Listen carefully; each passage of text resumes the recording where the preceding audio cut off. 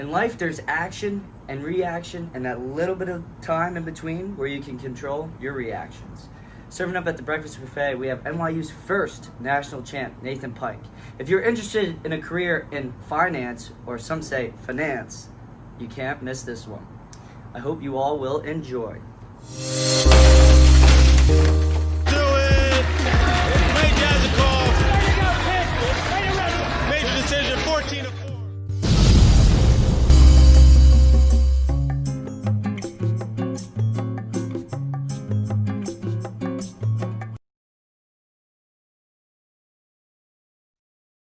And here we are, my mom's favorite wrestler, the champ, NYU's first national champ, and the finance guy. One of my good friends, my one of my go-to guys when I was at NYU, Nathan Pike, the Kenj. What's up, buddy? How we doing?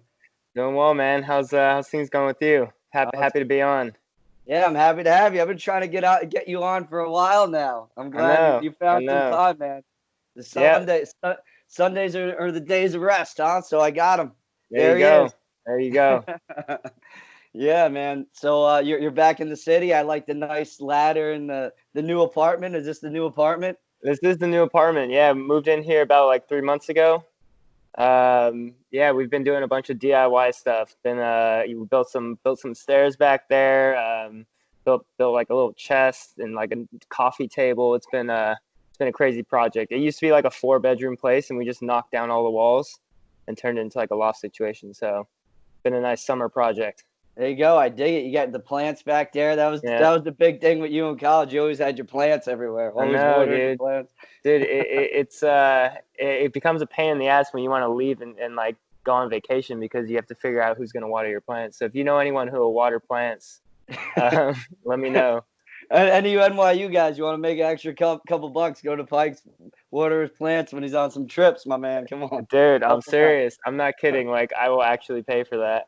Good thing you don't have a dog. Do you have a dog or a cat? Nah, a dog's almost easier because you could just like drop it off at someone's house, you know? Yeah, at a kennel or something, huh? Yeah, but like plants, man, you can't just take all your plants to your friend's place. You know, they got to actually go out of their way and come here and water them. So you can bring them a pot of like a fern and say, "Hey, man, can you watch my fern for the weekend?" I wish, man. We were looking. There's no services out there where someone can go like water people's plants while they're away. So like, hey, maybe there's a startup idea for that. You know? Hey, if you're watching, let's go. Let's invest. Let's make something happen. And speaking of investment, you were an investment banker, right? Yeah, for a little bit. I was at a boutique investment bank doing like capital markets for a year, and then I moved over to M&A and I did that for a year. So a little bit of a brief stint in banking, but you know, it was what I did right out of college. Yep. So out of college, you know, you had this finance job, and is it finance or is it finance? Come on, what's the laydown here? Yeah, it depends who you're talking to, really. You know, I haven't heard a lot of the younger crowd say finance. Definitely a little bit of the older crowd are the ones saying that. But I don't judge anyone for how they say it. I think it's. I heard once you start moving up, you start calling it finance. That might be the correlation between that and like the older crowd. So, NYU's first national champ, but you were also working that year as well, right? You had yeah. How was that balancing that out? And you know, it was a pretty stressful job, I would assume, right? Yeah, you know, it was. It's the type of work I was doing there was it was kind of repetitive and a lot of like kind of like research and just like you know, like problem solving, I would say. But you know, I worked that job for the summer, and then it continued through fall and then spring, and I actually did it for another year out of college. But yeah, I was going to work, and I was commuting up to Stamford, Connecticut, actually. So you know, I had like one class in fall semester and like maybe 2 in spring. But you know, in fall, like I would have a class at 8 a.m. and then I would get on the 9:30 train out of Grand Central, take it up to Stamford, Connecticut. and I would be there all the way up until 3:00, take the train back, and then go to wrestling practice. So it was definitely a busy schedule, but it was. I think I do better in like structured kind of a structured environment like that. So I think it was a good time, but I didn't get to really experience like a typical senior year that everyone else experiences. So missed out on that a little bit, I would say, but got a national championship. So yeah, that's the grind, man. Yeah. That's the grind. You had those long days at work, and then you would come to wrestling practice and get the clamps laid on you by Datola, and then I would blast Oh my God, through the door. Yeah, I don't know what you're talking about, man. I'd work you top bottom. It was cake. It was cake. The best top wrestler in all of the land, man. I'm telling you, man, it's a key part of your game. Like you can't. That's how you really just widen the gap when you're wrestling an opponent. You can't rely on just takedowns and stand-ups. You can't. You gotta widen the gap. Wrestler. You gotta demoralize them. You gotta be up by 6 points to where they're just like, oh shit, what do I do from here? Not the So Bruce important. Haberflasser. Philosopher. You just gotta go in there, get Just on grind, just man. You just gotta bang. Just gotta bang. Oh my God. Yeah. Yeah. So you came, you're a Cali native, man, Southern California, right? Yeah. And it's weird. Not weird, but it's fascinating how many people from California just come to New York City, come to NYU.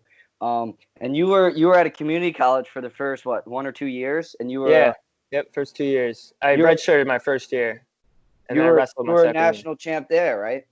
So like state champ. So California, they have their own kind of like JUCOs that go on. I won state over there.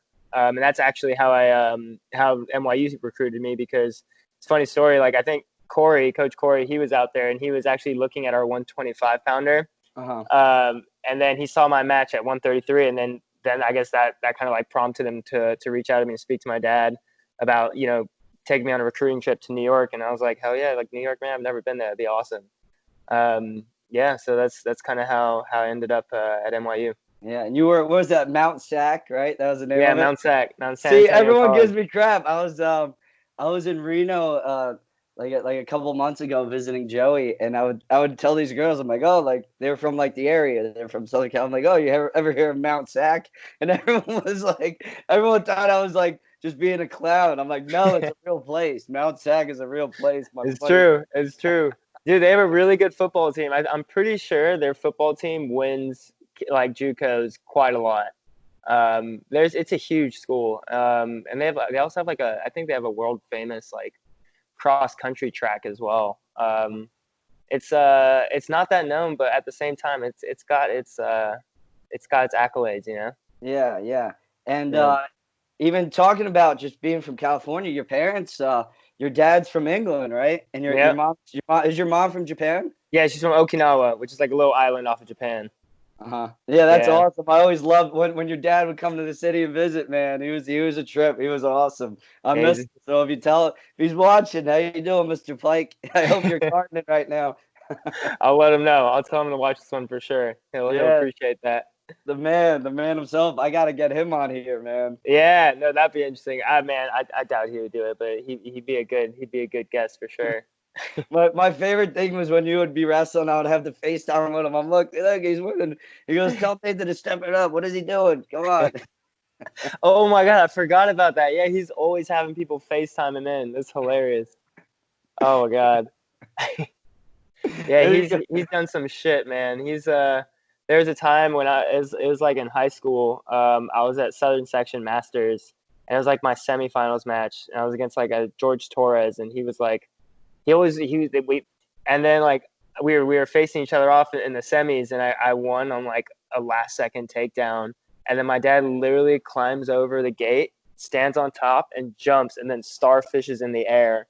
And then like it's all caught on camera, and the announcer was like, "Excuse me, no jumping off the fences." And like I was like, dude, that's like textbook. My dad just goes crazy during the matches. It's hilarious. You gotta send me that video. I gotta put that on. Yeah, I gotta find that. Oh my God. So coming to NYU, did you know you wanted to do like investment banking and finance? Yeah, so I came from like a suburbs of Los Angeles, so like I didn't really know much about finance. I think I was that typical, like, coming out of high school, like, oh, what do you want to do when you grow up? Oh, I want to do business, like I had no idea what the hell I was talking about. Yeah. And then like slowly I was like, okay, in order to do business, I was like, oh, there's accounting and then there's finance and there's like business admin. And I was like, finance sounds like the right direction. So you do the typical thing. You look up schools, number one schools in finance and all that stuff. And like, NYU's not number one, but like it's up there. I think Stern's like top 5 probably. But obviously I didn't go into Stern because I was told that Stern, it's like impossible to transfer into. And so the advice that, Haverly gave me is like apply to CAS, get an economics degree. And then, same thing. That's what Brandon Jones was doing, who was also someone you might have on this podcast at some point. Yeah. I've been trying to get him on for a while. Yeah. Dude, Jones, come on, man. Yeah. So The Godfather. Yeah. Seriously, dude. I wonder if he's doing these. He looks like he's doing pretty well, actually. I'm not sure if it was. We'll talk about your route that you just recently took. He did the same steps, right? He was in Chicago. Yeah. I mean, he moved to. He did finance as well. I think he did trading for a bit. And I wanted to say he did something VC related, maybe, but I think he's back to trading. I'm not sure. I haven't caught up with him in a while. I think the last time I saw him was at the alumni match. Yeah. So like similar route in terms of going through the economics major at CAS. A lot of schools have it. I know Wharton at Penn, they have their CAS program. But it's another route you could take, right? People think the Stern is the end all be all at NYU. It's not. You got the CAS. No, it's not. Which is just as hard, right? It's true. Yeah. No, it's extremely hard because like there's a lot more people in it. So like the economics degree is like very, very competitive because generally a lot of people who are like, oh, I want to get into business and, they don't get into finance. Everyone kind of just like jumps over to economics because they're just like, yeah, I guess economics is the next best thing. So it actually ends up attracting a lot of people. It's a very competitive major. And like, it's one of those things that's listed on so if you're applying to any finance job, it's like, oh, degree in like finance, economics, but they're starting not to really stick to those as much. You could be a computer science major, you got like liberal studies, stuff like that. So at the end of the day, like I don't think your major matters that much. It's really about like the work you do at your internships. Major whatever you're actually interested in, I think.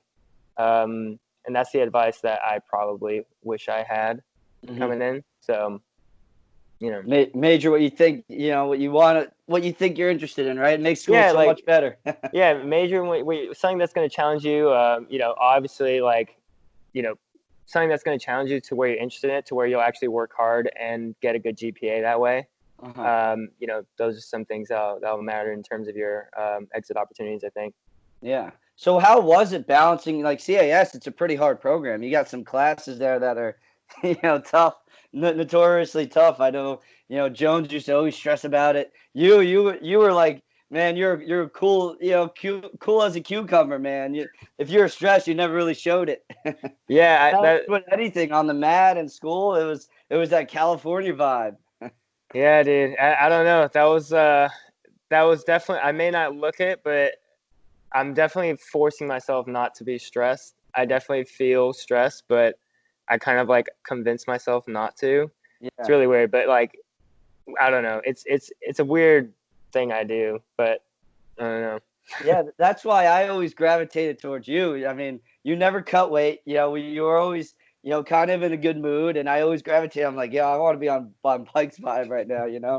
Eating a quiche the day before or the day of weigh-ins and stuff. That was the best thing with you. You never cut weight. You thought cutting weight was stupid, and that you were just net. If there was everyone's like, man, I just wish I was like naturally like 133 and then to cut weight. You naturally fell like 133, 132. Yeah. No, it was. I definitely didn't experience that the weight cutting side as much as all the other wrestlers did. But I don't know. Like, I'm fighting like bigger guys, but I feel like I'm like stronger when I'm at full energy, and I'm not like all sucked out.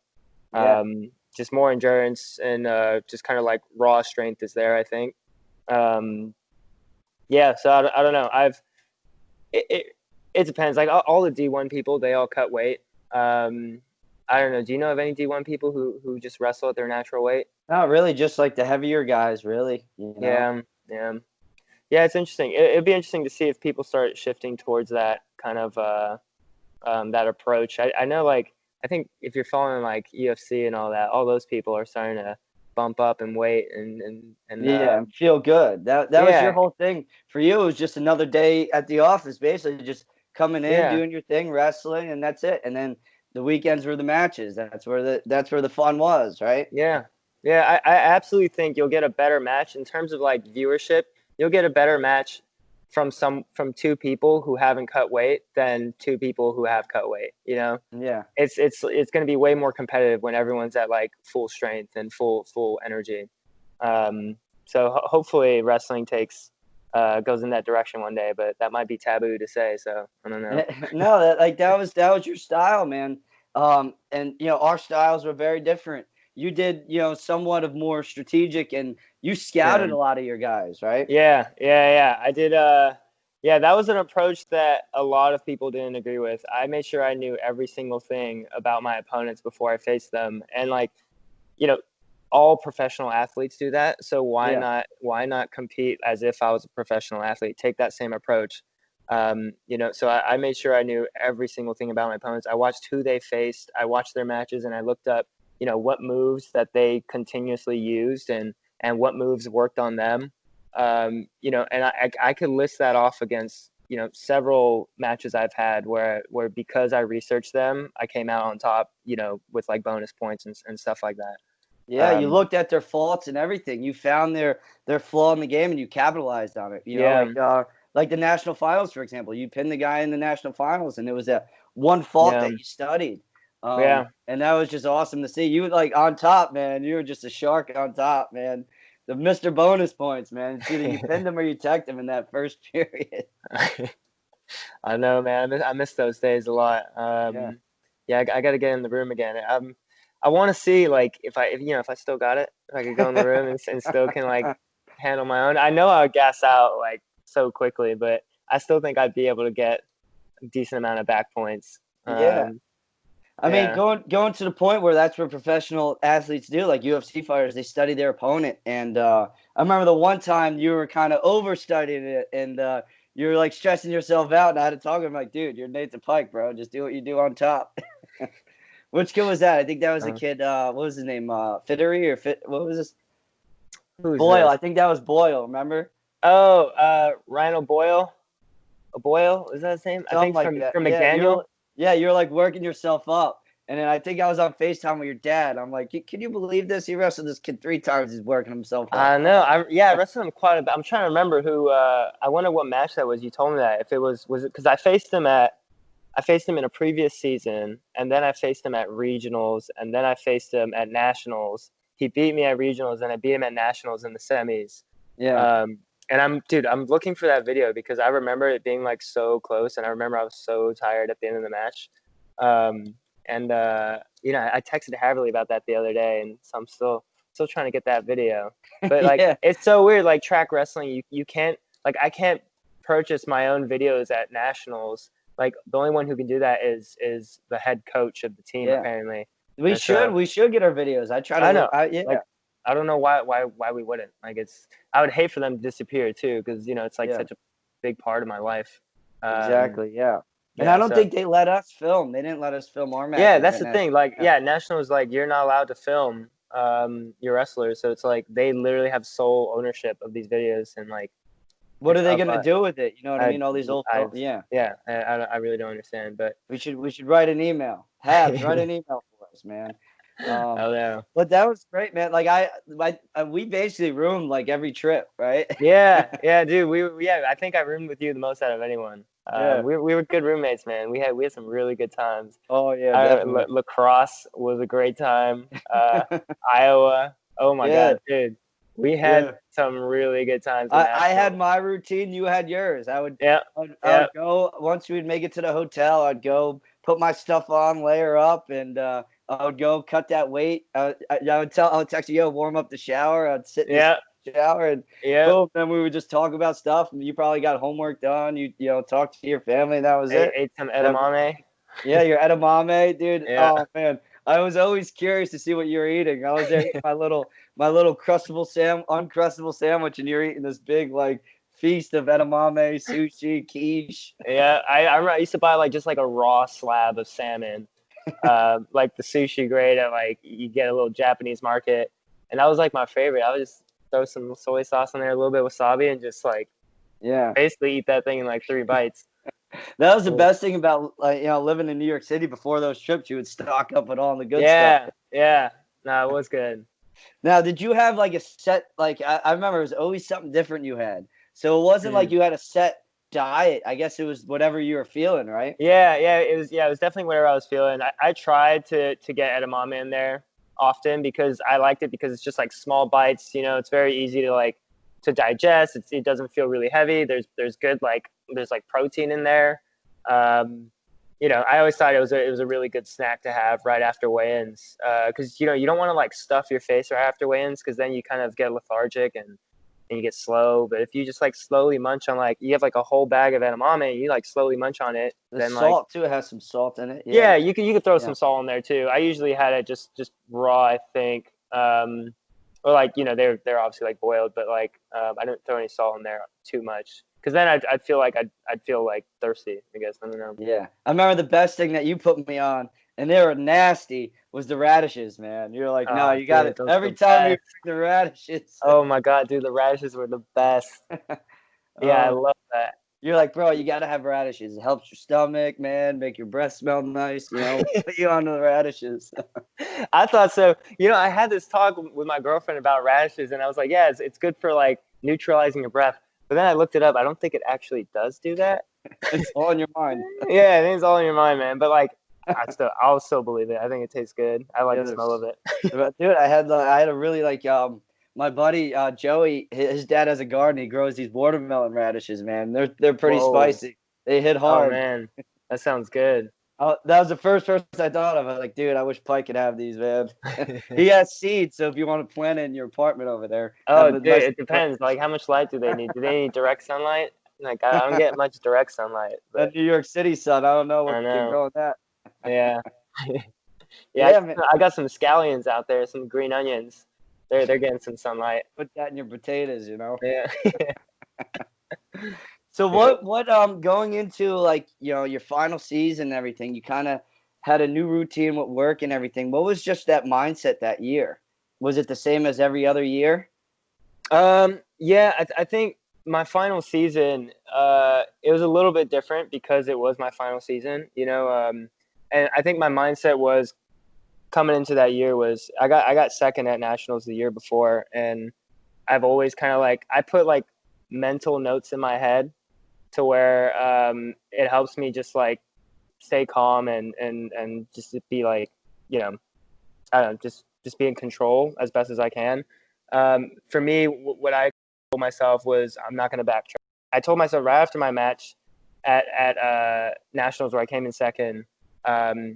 Before that match, I told myself, okay, if I win, then I'm done. I'm going to graduate and I'm going to go start my career. If I lose, then, I'm going to do I'm going to take half the courses and see if I can win a title the next year. I lost, got second. And so, I was like, okay, well, coming back next year, well, I'm going to make sure I don't backtrack. So no matter what, I'm not going to I'm going to make it to the finals no matter what. And it's my last season. So I want to really come out on top. So, it was kind of like a comeback mentality. I think I had that year where I lost in the finals it was brutal. It was really tough. I was the first finalist at NYU, but also I was the first loser. That's a way to look at it. My favorite thing was when we sat down before anyone made the finals or anything. Remember, Haberly had that talk with us. He goes, I don't care who's in your corner this tournament, but if someone makes it to the finals, I'm gonna be in it. Yeah, dude. I still think about it to this day, man. I feel really bad. Because he was in my corner for that finals match, and then the next year it was Gene and Corey in my corner. So I was like bummed. I was like, I wish they could have 3 coaches in the corner, you know. Yeah. But yeah, that would have been cool. I would have loved for him to be in the corner for that year as well. But now like all 3 coaches kind of were in my corner at some point during the finals, and I think that's really cool. Definitely. Yeah. I mean, for me, it kind of didn't matter who was in my corner. I know I always liked Gene or Detola or Solzer if he was there, but sometimes I just needed Bruce in that corner, man. I hear you. No, just some of the stuff he says. He was the 2 people's voices I always heard was like my mom and Bruce. Even if he wasn't in my corner, I could hear him. Go on, Raymond, go. That's Go there, hilarious. Peg. I think the only voice I ever heard was Gene's, which is kind of why I wanted him in my corner for that last year, is because I always hear his voice. I don't know what it is. It's probably because like we're drill partners a lot. We go live during in practice, so I think that connection kind of makes his voice stick out when I'm competing. Yeah, so it was a good experience. Yeah, you had that connection, especially Gene's had beautiful wrestling. Yeah, like beautiful. Yeah, I also feel like I was a little superstitious, you know, like to a certain extent. Like I kind of wrestled that whole year with the same 2 coaches in my corner, so I didn't want to change anything up, you know. And then so that kind of plays a hand in it as well, I think. Yeah. For me, it was different. I was like, hey, like I love all you guys. So I mean, whoever wants to be in it, be in it. I know Joe always wanted to be in it, and Detola, and Home Nick too was always in it. I really didn't care. I know like I was gonna wrestle anyway. But I remember that last match. I was like, my last match, I kind of want Bruce in there, and then I was like, I guess I was like Gene too, because Gene was there the first day I walked on campus. He was the first guy like I rolled with, And I just wanted it to come full circle. It wasn't. I didn't want to disrespect any coaches because they all did it. They were all part of the journey with me, and then of course with you. So I know a lot of coaches. They always want to be in the corner, but they're still there. You know what I mean? No, they absolutely are. Yeah, no, they absolutely are. It's dude, that was crazy. I had all the guys jump over the stands, meet me on the mat. Yeah, that was crazy. How was that? Finally getting it done, being NYU's first national champ. Was it like a weight lifted off your shoulders? How did that feel? Felt good, man. I went back and looked at the video where they interviewed me afterwards, and I could still like feel the kind of energy I was feeling back then. It was it was like definitely like a surreal kind of thing. Not to sound cheesy, but like I just remember sitting there just like, I can't believe like this is happening. This feels so good. But like you could see it in my face where I was just kind of like almost like really awkward and like I don't know, it felt really weird. Like it didn't feel like it was actually happening. And I don't know if it's a super strange feeling, but it's definitely one of like the greatest feelings like I'll ever feel in my life for sure. Yeah, definitely. What was some of the best advice you had and got during that whole experience? During the whole experience, are we talking like from the start of the season, or like you could go wrestling in general, and then I guess from the start of the season? Yeah, I think for me, and I might butcher this, but this was something that like Gene told me.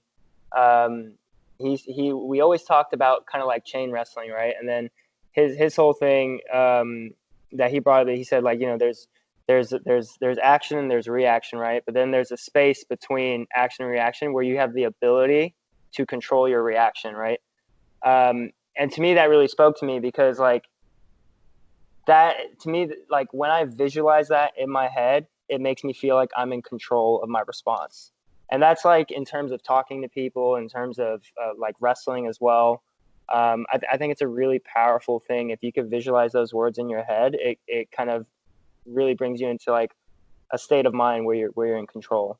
Yeah, I remember you mentioned that to me before, and I was like, wow, it blew my mind. And I was like, wow. Right then I was thinking about it in terms of wrestling. Now you think about it in life, it really is all aspects. Yeah. You have your action, reaction, and then that middle ground. Yeah, I think that the quote is like there's stimulus and response, and there's a space between stimulus and response. In that space lies your growth and your freedom, I think is the actual quote. Mm-hmm. But it's a really good quote, and I think the guy who spoke it, maybe he wrote it, I think he spoke it, I don't know. But whoever did it, I forget his name. I think he was a pretty smart man. So Yeah. I would look him up for those who are watching. Yeah, I'll look it up. I'll steal it as Instagram. Yeah. So anyway, right when it was all said and done and everything, you had these coaches. I know Homenick was always big, saying, you put all this work in all these years. Now it's time to enjoy and let it fly. And then all these coaches had their different philosophies and anything, and I always combined it. Detello was like, just give them the clamps. Sometimes I just needed that. Yeah. But Yeah. I remember just talking to you, just your whole laid back thing. I remember I was injured for this 1 week, and then you convinced me not to go to this tournament. What was it? Up in Plymouth, right? Probably, yeah. You're like, come on, man, dude. You wrestle all these tournaments, like you're banged up. This tournament doesn't mean anything. And then Yeah. you hooked me by saying, try this Korean barbecue place, man. You get to cook your own meat. I think Bruce had to talk with you to tell you to convince me. But remember, I was cutting weight for it. I was ready to go. Dude, come on. Why do you have to go? You won this tournament last year. It's January. Just come with me to this Korean place. You'll have fun. I forgot about that. Oh my God. Yeah. Dude, we ate a lot. Remember, you cook your own meat and stuff. Yeah, on no, there? we ate a ton, man. That was I think it was 99 Favor Taste. Uh-huh. That was the spot, man. Dude, that was great. You're like, dude, I'll put something on your plate, cook it, just eat it. I'm like, dude, what is this? I think it's still moving. Yeah, it was good times. That's the only really good all you can eat place that I was able to find in the city. There's a ton of those in California. Yeah, all you can eat sushi, all you can eat Korean barbecue, all you can eat hot pot. They had all that stuff over there, but over here is not that much. Very few and far between. But and the ones that you do find over here are generally really expensive. So, yeah. Well, there's find. this place in Orlando that Rob always takes us to when I'm down there. It's called Izzy-Bon. And it's the same. It's the same vibe. You cook your own meat, and they also have sushi. Oh, dude, damn! It's got the combo. Yeah, I think they have it in the city. I think they just made it in the city. I gotta look it up. We gotta go. Yeah. No, I'd be down. Yeah. So getting back in the academics and the finance career, what made you choose the path you're in, and what was basically the day to day out of college and in your in that what was it? Was it internship or a job? Basically, what went into it, and what did you have to study? Yeah, right out of college, I was at Spruce, and that's where I was working and commuting up to Stanford. I was kind of doing a lot of valuation work, but for private or portfolio companies, which were generally private companies. They were later stage investments. And so we had a portfolio of these companies, and we had investors obviously that we had to report to. So large part of my role was updating the fair market value of our investments, and so that's where modeling work came in. That's kind of where my first exposure to modeling happened.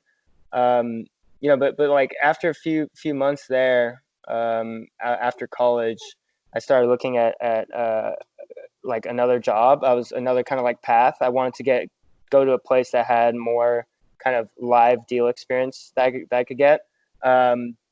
And so, I started looking at investment banking jobs, and I ended up at Castle Oak. And, I was there for about 7 months, and met some really great people there. I still talk to them to this day. But after 7 months, I kind of wanted to get a little bit more experience with kind of M&A work. What is that? What is that? M&A is mergers and acquisitions. So it generally, obviously, it encompasses mergers and acquisitions where a company will acquire another company, but it also includes things like capital raises. So that was actually one of the deals I worked on when I was at Ohana & Co. That was where I went after Castle Oak. I was at Ohana & Co. for a year. It was a boutique M&A shop. And I was on this deal with Bandier where I think it was we got them $34 million in capital from Eurazeo. I still don't know how to pronounce their name, but got some actual deal exposure there and learned a lot on that job. But after completing a year in M&A, I decided to look for my next kind of career move. and I ended up in the startup world. And so, for the past year, I was at Curelate, and I was working I was doing FP&A, essentially FP&A. We call it finance and strategy over there. FP&A is financial planning and analysis. But basically, the kind of work I did there was I led all the forecasting, the budgeting, and the reporting to the board.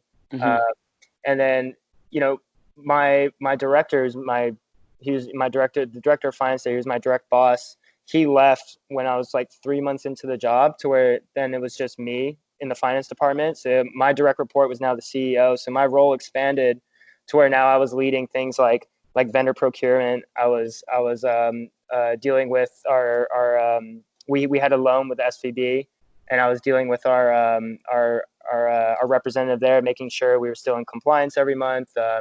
We weren't, we could pay down the loan that would maybe kind of reduce our interest exposure. So I had a lot of operating experience that happened at Curelate, and to me, it's been the best decision of my entire life. I can't sing praises about startups enough. I think everyone should do it at some point. It's a very, very unique work environment, and it's beautiful because you're really just forced to learn, because it's really, and especially in startups, it's all hands on deck. There's no hierarchy. You're always, a lot of people say oh, if you work in a startup and you're in operations, there's jokes oh, you're a professional firefighter. You're always putting out these fires at the company because it's a startup, processes aren't built out yet. So a lot of issues come up, and they need to be solved. And usually the people who are solving them are people who have, don't have much experience solving those problems, unless they're senior and they've been in the startup scene for 5-10 years. So it puts you in a really challenging environment, where there's also just it kind of gives you, how to explain this? There's a lot of, in every kind of career path, there's a lot of complex problems, right? However, in some, there's kind of a hierarchy of who deals with what problems, especially in something like banking. You start out as an analyst, you're relegated to doing buyers lists, putting together a sim, some model work, depending on where you're at. If you're at a bulge bracket, you probably get a lot more exposure than at a boutique. But it, to me, I want to learn things as quickly as possible. I want to advance as quickly as possible. I struggle in an environment where it's okay, you have to do this for a year and then we'll let you do this other stuff. For me, I do much better in an environment where it's hey, we trust you, go and solve that problem. And to me, that's you get that experience at a startup. It's a lot like what Joe DeSena says: fire, ready, aim. Fire, ready, aim. Yep. Go for it and then figure it out, right? Yep. Yeah. That's funny. Fire, ready, aim, man. That's how I am. Don't worry about it later. That sounds I don't know. That sounds kind of dangerous, man. You just fire, and then it sounds like there's a lot of cleanup work that happens afterwards. You still got to strategize. Yeah. So, when you think of finance, and I know when I was first exposed, all these NYU guys on my team, they're in finance and economics, and I just thought, oh man, they're just going to be stockbrokers and stuff. Now there's investment banking, all this stuff, and I feel like a lot of people don't really know, the different avenues of it. Can you touch base on that? Yeah, I mean, it can go if you're starting, generally, it's a good idea to start in investment banking, because for one, prepping for investment bank, you're going to learn a lot just by prepping for investment bank, prepping for those interviews, prepping to get that job. You're already going to develop a lot of skills that can be transferred over to many other different jobs. You were just talking about, there's many different avenues you can go. So starting in investment banking, from there, you can go to the buy side, which is, where the venture capital and private equity is. Generally, a lot of people are that, oh, I want to be on the buy side. It's a very hard thing to get into, and it's a very rewarding career to be in. So that's one avenue. People sometimes do investment banking to the buy side. Investment banking is the sell side, if it's the opposite, buy side. Yeah, from investment banking, you could also do things like I said, like go into FP&A at a startup. You could go into corporate finance. You could say corporate finance. There we Yeah, go. that's the one time I'll say corporate finance. I mean, I'll say finance rather than finance. I don't know why, it just rolls off the tongue easier. Uh-huh. Corporate finance sounds better to me than corporate finance. So you could go into corporate finance from investment banking. You can do obviously you can go to business school and do a transition from there.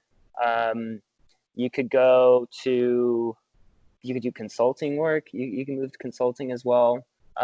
Just the kind of the skills you develop in investment banking are very transferable to a lot of other finance involved roles and Uh-huh. strategic process management type roles. Yeah. Yeah. But that's interesting when you said, you're working for a startup now. I know Jones did that. And, like you said, you learned so much in a startup. Even I worked, was an intern for the startup with Mario. It was like Yeah. figuring stuff out as I go, especially as a marketing media guy. I was like, Yeah. I was doing like video edits and everything. I was really learning everything Yeah, too. that's what's so amazing about it, man. Yeah. You like picked up those skills, and you like there's no other way that you would have like decided to go. I'm gonna learn some video editing. You did it Yeah. because you were in this internship where you had to. Yeah. And Yeah, it puts you out of your comfort zone, right? So it's like, yeah, like you and me, like we kind of had like a set schedule what we had to do. This is not it's not really a set schedule. I mean, you know what you got to do, but you also got to figure stuff out as well, right? yeah, yeah. No, I think that's where a wrestler's personality will translate well to a startup. Is like it's wrestling. It has like kind of like there's a team aspect to it, but it's very much you're motivated by yourself. There's a lot of individual work that has to go in, and I think at a startup, having that kind of like competitive mentality where you just want to be better and push yourself.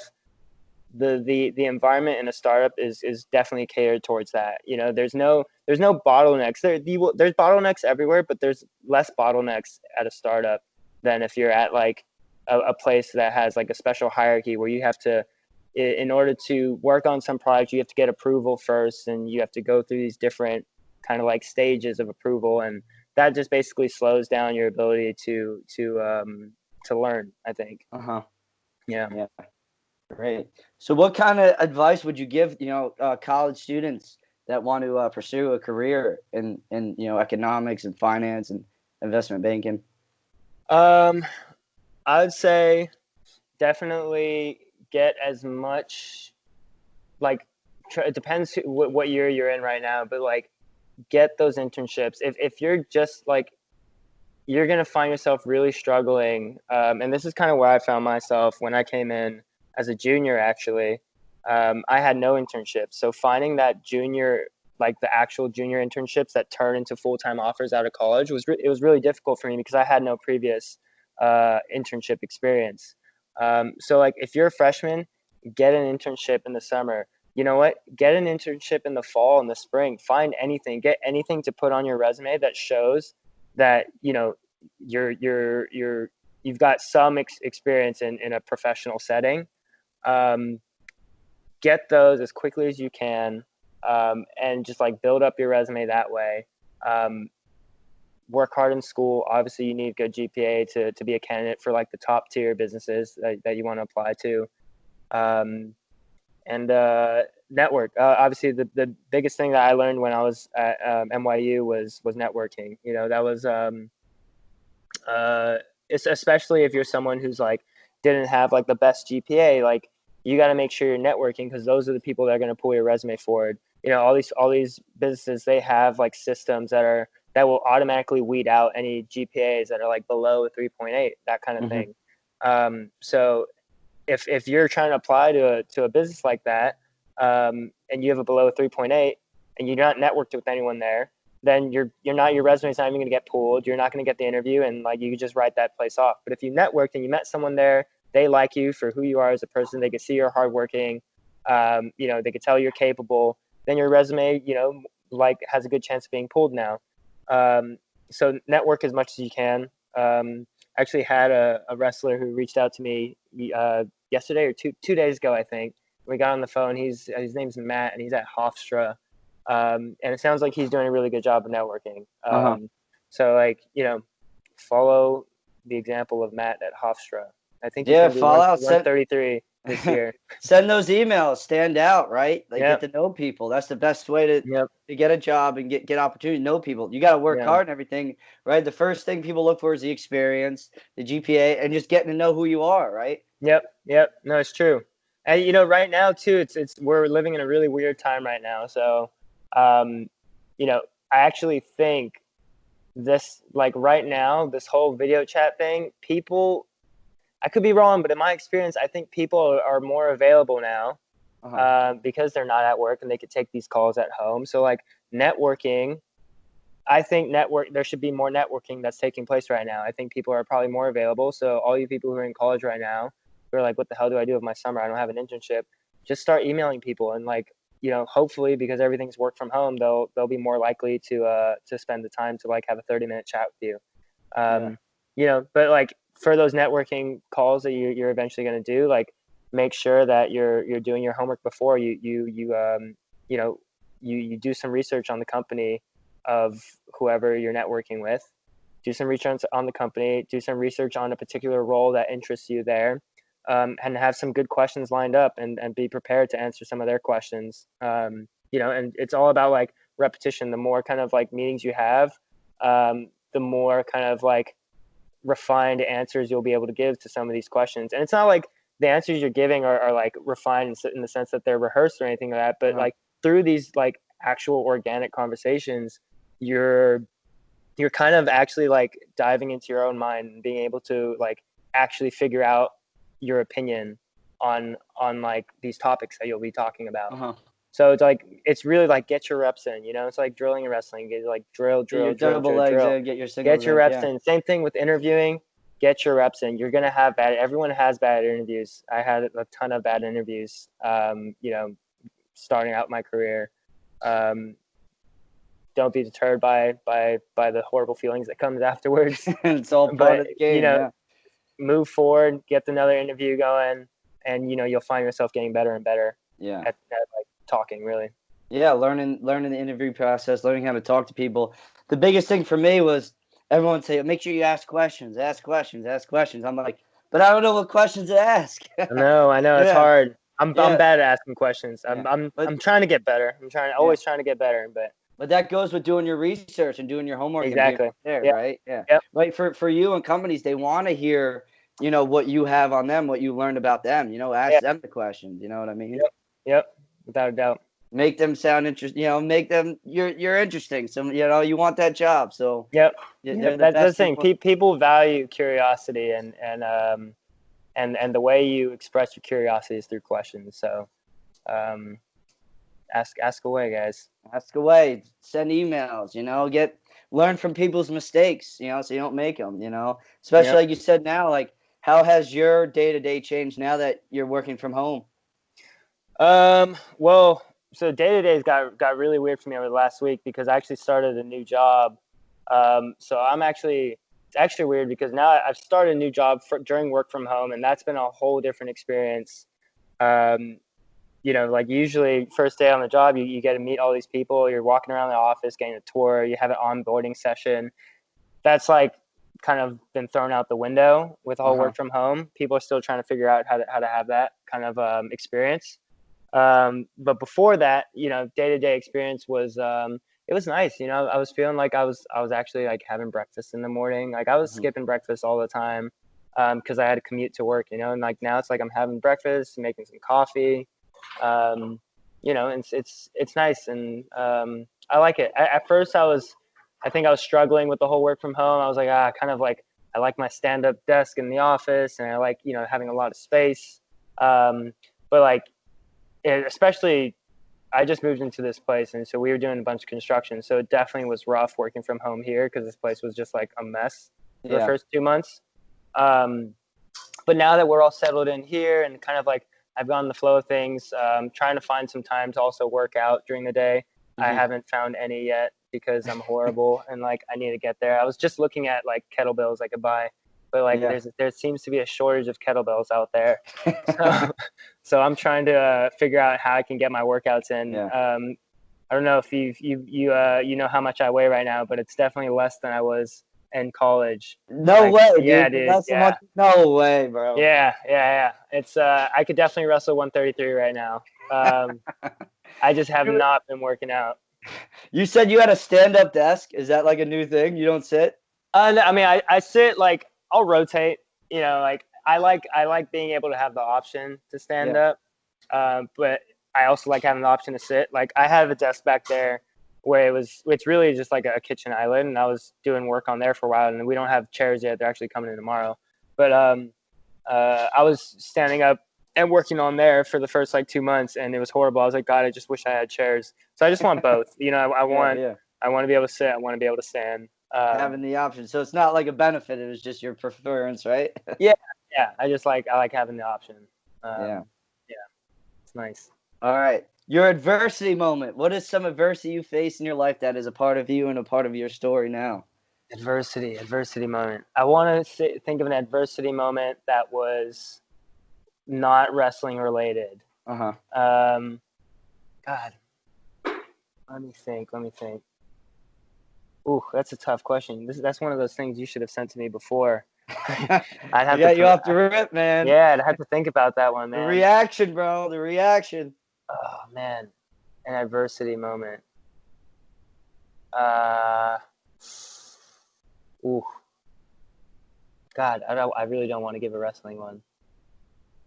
Adversity. Damn, we're gonna have to circle back to that one, man. All right, you can give a wrestling one if you want.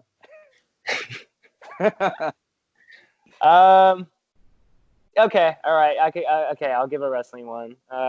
It's like it's not that fun. I knew you wanted to be different and not give a wrestling one. I didn't want to give a wrestling one, man. I really didn't. I think the biggest adversity moments in wrestling always happen in the semifinals. I think those are the matches where you're just so close to being in the finals. There's just so much pressure there. And I think a lot of heart comes out in the semifinals match. There was a time, it was actually at JUCO in state, when I was in California at Mount Sac. I was at the state match. I was in the semifinals with Michael Clemenson, his name was. And this kid was just like a monster on top. Like you think I'm good on top? This guy is like, he is like crab ride master. Just like there's nothing you can do. It's crazy. And so we were wrestling in the semifinals, and it got to like the third period, and he was up by, I think he was up by 4. He was up by 4. Actually, he was up by 5, and then I stood up, so now he was up by 4, and I'm sitting there. It's the last period, third period, and then I'm like leaning into him, and then I hit a head and arm. I turn him over, and I get my 5 points there. And then I'm sitting there, and like the coach is like, pin him. But in my head, I'm like, oh no, like I don't want to pin him because people are gonna think it's a fluke, you know? I just want to like win by points now. You know, I want people to look. So when they look at the score, they're gonna be like, yeah, okay, it was a close match, and he came out on top. But if you just pin him, people could think, oh, it might be a fluke, you know? And so I'm sitting there, and like coach is like, gotta pin him. And I was like, oh, okay, you know, like for the team score as well. I was like, yeah, all right, fine. And then like I got the pin, but I think I kind of got sidetracked here, but or I didn't focus on the right part.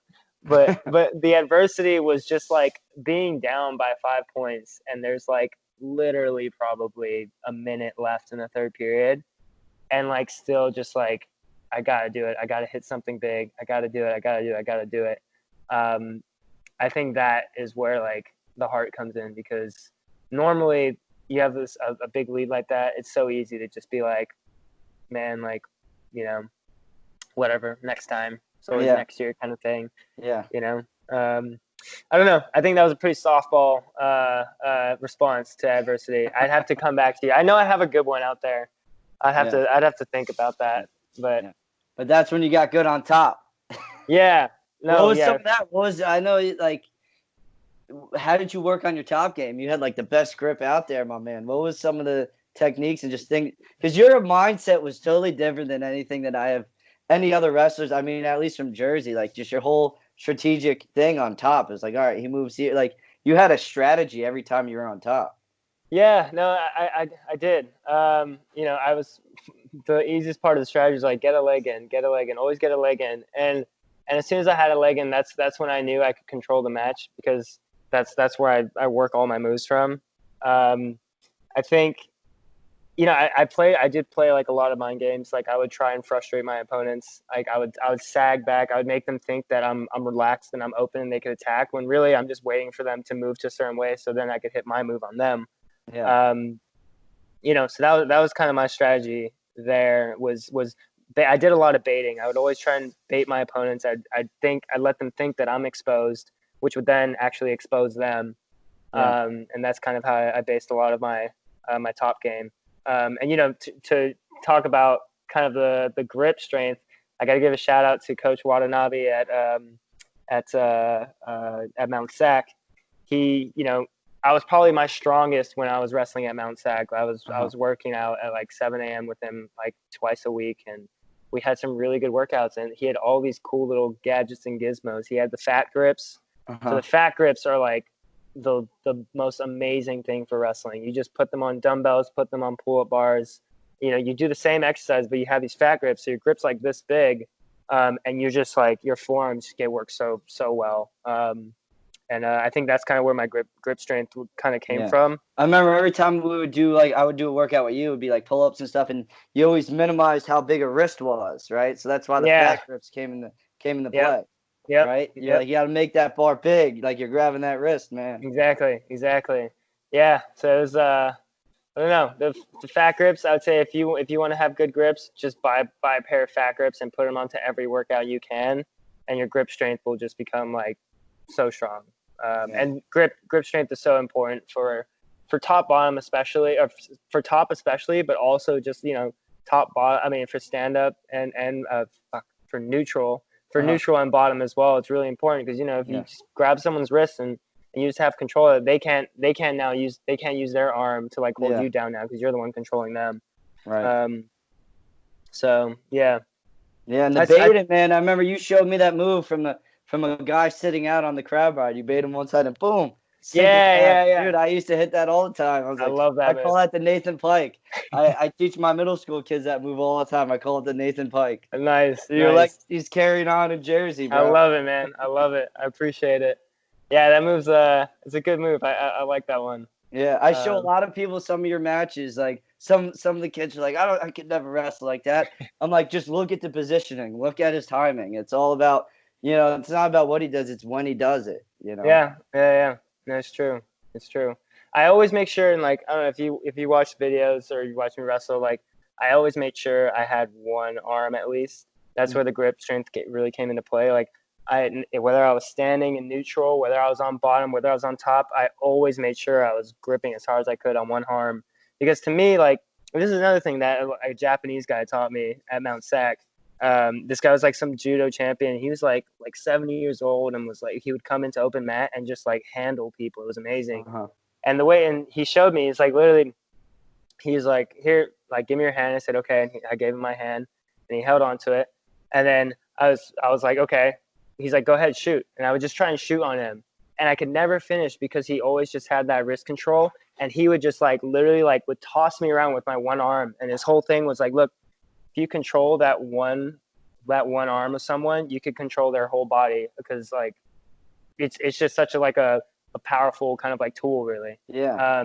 So like that's kind of what I did. Anytime I was wrestling in neutral, I always made sure I had contact and I was in control of one arm, because I mean, like, I'm sure if like you're really good, you could finish a takedown with one arm, but like I'll bet my money you can't finish a takedown with one arm on me. Like I don't think you'd be able to. It's the clarity in that your go-to kind of. It's like, all right, I have the wrist, so I know what I can do from there. Especially when wrestling's crazy, you don't know what's gonna happen. You're hand fighting, the guy's level changing, faking. He's moving on bottom. You control that one wrist, and that's the only thing you're focusing on is that and your movements, right? Yeah. No. Exactly. Yeah.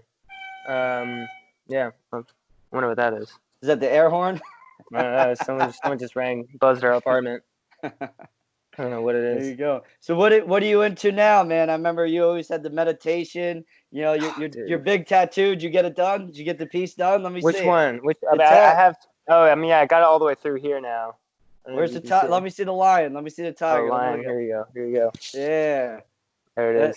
That was the best, man. My mom's favorite wrestler right there.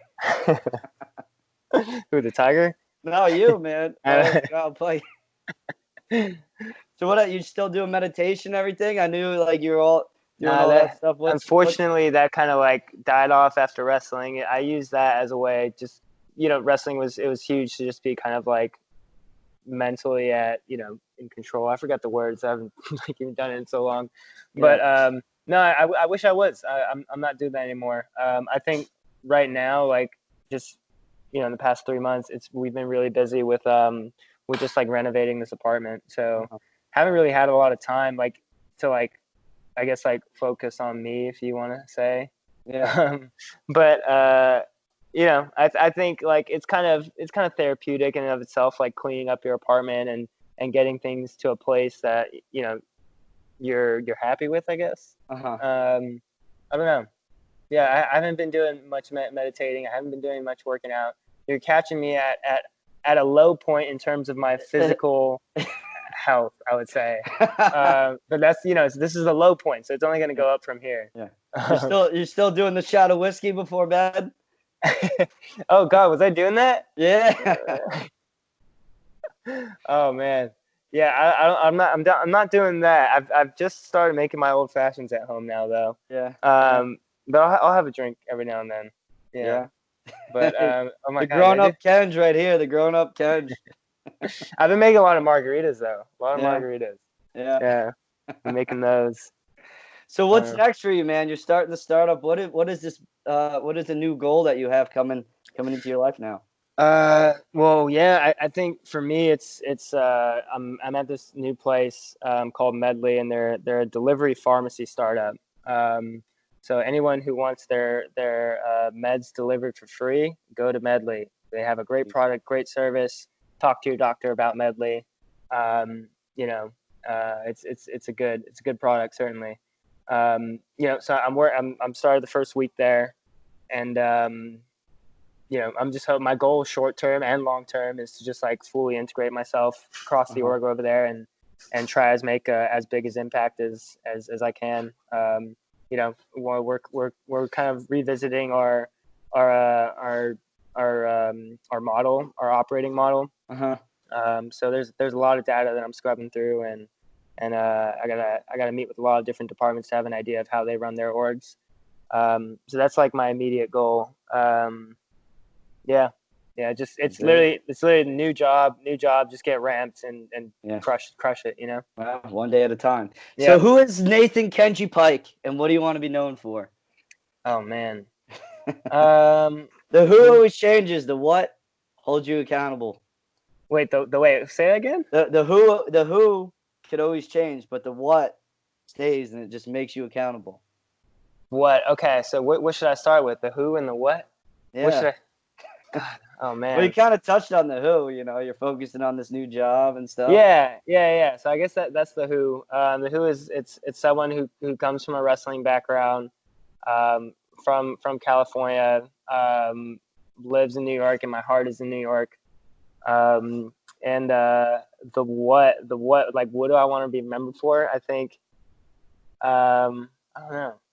Just kind of, I like how you remember me, maybe. Oh, I remember you, the laid back kid that always makes it happen. I think that's great.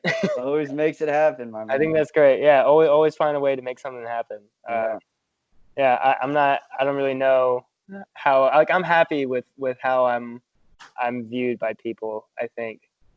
I don't It's know. not about what people view, it's how you view yourself, my man. How do I view myself? Oh man, I don't know. That's a hard one, right? That is a hard one. I could get really existential about this, man.